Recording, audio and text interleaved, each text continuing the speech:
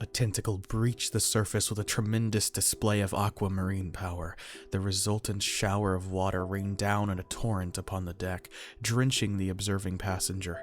A groan impossibly deep reverberated from the waters, an ancient guttural bellow that shook the 3,000-ton ship. At near full erection, the tentacle towered over the vessel at an imposing 400 feet in height, with a width of about 6 of that, and a thickness of proportion equal to several of the ship's decks stacked together. The colossal appendage weighed no less than several thousands of tons, and if brought down on the ship would surely bisect it from sheer weight alone, regardless of how much force was applied to its descent. If the physical proportions of the anomalous creature adhered to those of its lesser-sized yet scientifically classified kin, it would seemingly exist on a scale beyond even fictionally fathomable extremes of cephalopod life.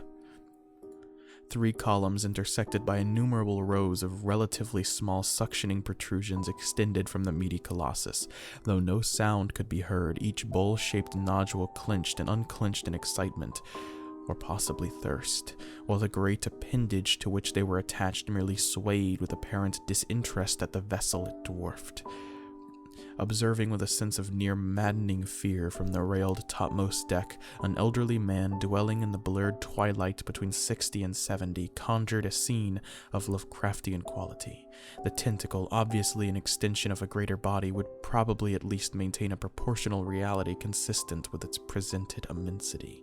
Despite the horrific nature of it, there had yet to appear any suggestions of a paranormal origin, leading to the conclusion that nature had simply produced a terrifying anomaly.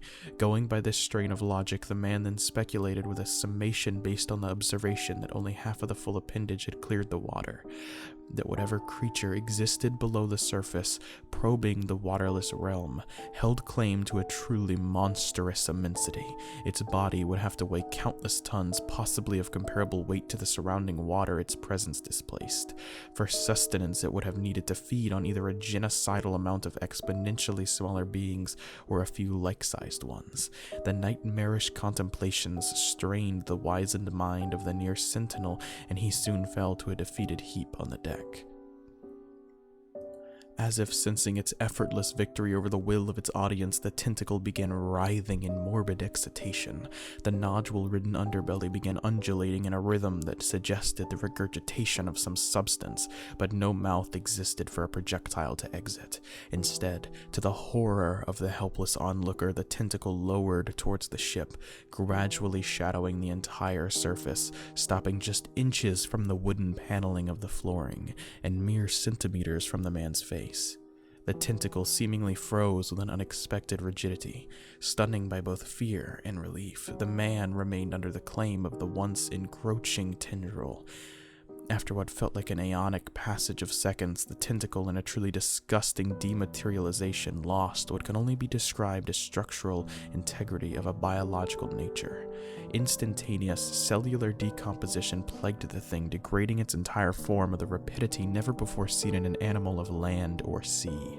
It simply diffused into an almost gaseous suspension of particles before dispersing to nothingness by wave-borne winds, an estimated weight of thousands of tons evaporating into either by divine intervention or some inexplicable agent of a psychological deconstruction.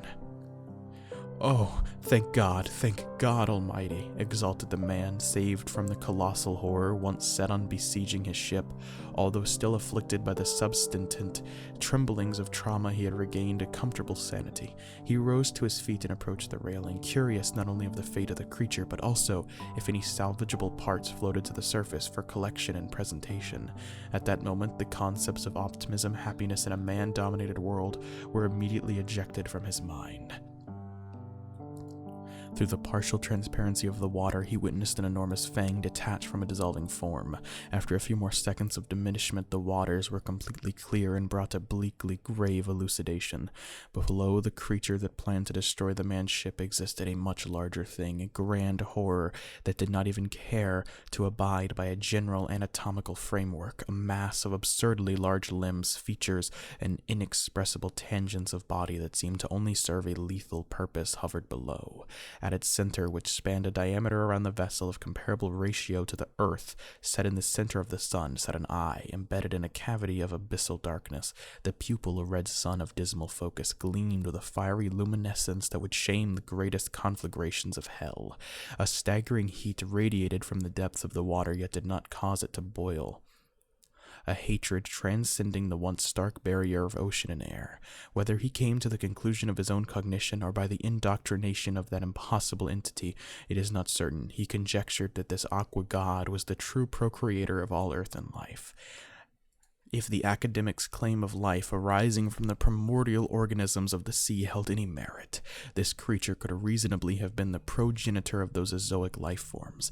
Beset by a dismal recognition, the man surrendered to the sovereignty of the god, as if resistance was even an option, and allowed his mind to unravel at the obscene morbidity before him. As unconsciousness dawned, he laughed to himself when a final irony became apparent to him. The first threat, the mammoth octopus-like thing that reared a lone appendage, was probably the prey of the abysmal abomination beneath it. A foe that could rival a conglomerate of naval fleets was mere food to a much more sinister entity. Just when you think you've seen the apex form, a horror of greater depravity trumps it. This momentary lapse into humor gave the man a grim peace of mind that allowed him to ignore the growing intensity of that already fierce stare. In those last moments of existence, he expelled a deep, resonant laughter as the visible horizon of ocean instantly evaporated and was replaced by a rising hellscape of sanguine flame.